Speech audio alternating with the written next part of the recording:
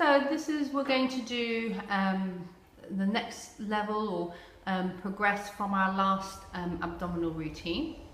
So you probably would have, if you were starting off from scratch with our abdominals, make sure that you work through our first routines for at least 2 or 3 weeks, slowly building up your repetitions and repetitions, so that you're building up the strength. The main thing about progressing with the abs is that you keep the position, so you always keep that neutral spine, and that you don't progress too quickly. So always work within your limits. So we're going to work towards a tabletop position. So the main thing about our tabletop position is we take our back so it's flatter into the floor. So if I can get Jess to just bring her arms up so I can have a look at, you can see her back a bit more effectively. So just bring the back leg down. One thing we're going to work on is sometimes if our back feels quite hollow as we're flat in that position, I want you to just lift up your bum. So lift the bum, just almost as if you're sliding it, so you're pulling it, you're kind of sliding your bum down. So you were just stretching out the back and then place it into the floor. And that sometimes makes the back feels flatter before we get started. From here, I want you to tuck under, so our back is now not in a neutral position, but slightly firmer into the floor. So we're tucking under, switching on those abs so our back is flat. We need to make sure that back stays flat throughout all this routine.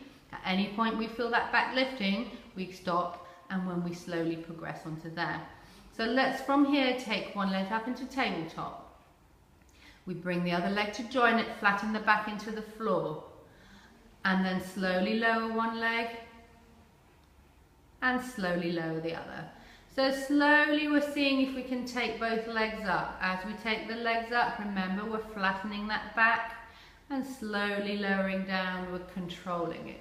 If we're not sure whether our back is flat or not, let's put our hand behind our back so that we can feel that the back stays flat throughout the whole of the movement.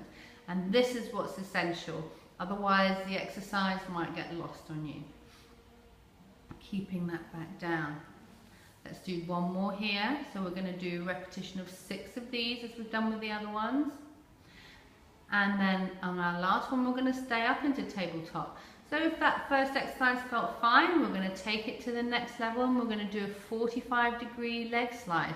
So we're going to take one leg out, make sure that back is flat, and then bring it back to the center. Control the movement. Always breathing through each exercise. Breathe in and out to return. We're going to do 6 of these. Breathe in and out. That's 3.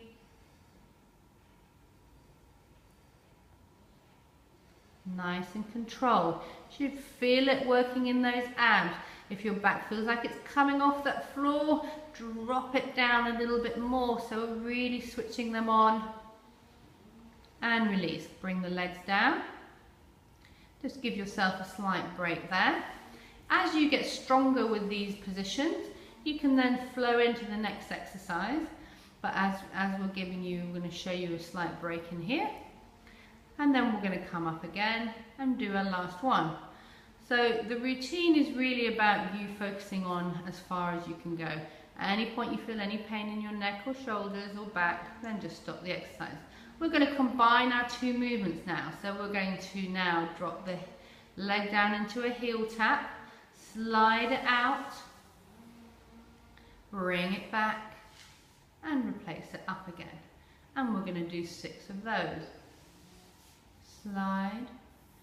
And how do we progress these exercises? We can stick with the same routine and we can increase the number of repetitions we're doing.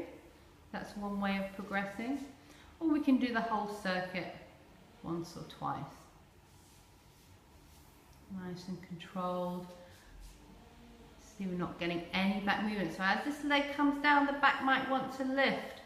And if it does, keep it flat, or just don't do this exercise. Progress in the other ones first before you, sometimes people find, and then lower those legs down.